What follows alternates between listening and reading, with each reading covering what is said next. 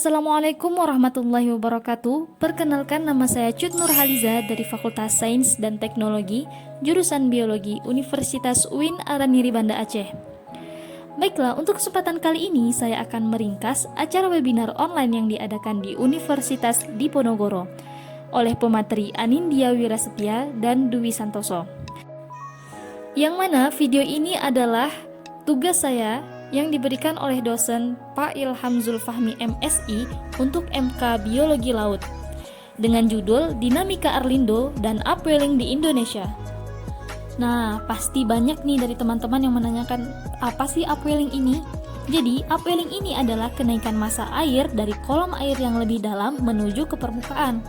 Jadi, kenaikan massa ini akan membawa air yang lebih dingin dari bawah yang akan mendinginkan surface dan membawa massa air yang kaya akan nutrien, di mana massa air ini akan membuat permukaan menjadi favorable, dan hal ini sangat disukai oleh para plankton dan juga pertumbuhan plankton. Lalu bagaimana sih proses upwelling ini bisa terjadi? Proses upwelling ini bisa terjadi dikarenakan adanya peran angin ataupun disebut dengan teori Ekmal atau transfer Ekmal. Di belahan bumi utara, jika angin bertiup di suatu perairan, air di bawah akan bergerak. Namun, gerakannya tidak mengikuti gerak angin. Karena adanya rotasi pada bumi, maka air akan berbelok 45 derajat dari arah angin. Resultan dari teori Ekmal ini adalah dari permukaan hingga dasar, sampai pembelokan 90 derajat ke arah kanan. Akan tetapi, jika ada angin yang bertiup di atas suhu perairan selatan, maka akan dibelokkan 90 derajat ke arah kiri. Dengan adanya pembelokan ini, maka kita kenal dengan sebutan equator upwelling. Nah, bagaimana sih bisa terjadinya equator upwelling?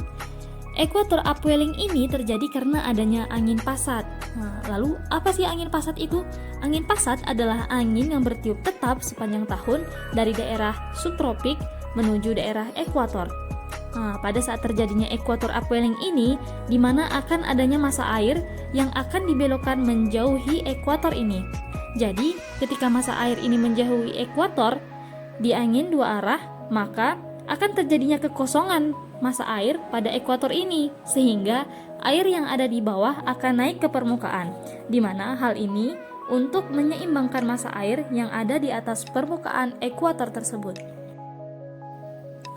Untuk selanjutnya, ada namanya coastal upwelling. Bagaimana bisa terjadi coastal upwelling ini?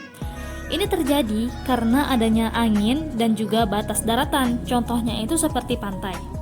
Jika adanya arah angin, maka dia akan diarahkan untuk menjauhi pantai sehingga terjadinya kekosongan air di pantai. Maka akan digantikan dengan massa air di bawahnya. Variabilitas upwelling perairan Indonesia yang khususnya terkait dengan coastal upwelling, di mana adanya beberapa upwelling yang dilakukan di Maluku dan juga di Sulawesi. Yang mana ini telah dilakukan oleh dua orang peneliti yang meneliti lautan Sulawesi Selatan, di mana pada bulan Agustus klorofil mencapai nilai yang sangat tinggi ataupun maksimum, sedangkan suhu air pada lautan ini memiliki suhu mencapai suhu yang minimum. Kenapa hal ini bisa terjadi? Ini dikarenakan adanya pengaruh kecepatan angin. Dan juga pemateri kita, Anindya Wirasetia, juga melakukan penelitian di perairan Indonesia, yang tepatnya di perairan Sulawesi dan Maluku, di mana suhu pada perairan Sulawesi lebih hangat dibandingkan perairan di Maluku. Kenapa hal ini bisa terjadi? Ini dikarenakan angin yang bertiup dari perairan Maluku terhalang oleh adanya gunung-gunung di daerah Gorontalo, sehingga suhu airnya menjadi lebih hangat. Baiklah, karena proses dari upwelling sudah selesai kita bahas, untuk selanjutnya kita akan menjelaskan tentang apa itu Arlindo. Nah, Arlindo ini adalah singkatan dari arus lintas Indonesia, di mana arus dari Pasifik ke Samudra Hindia melewati Indonesia.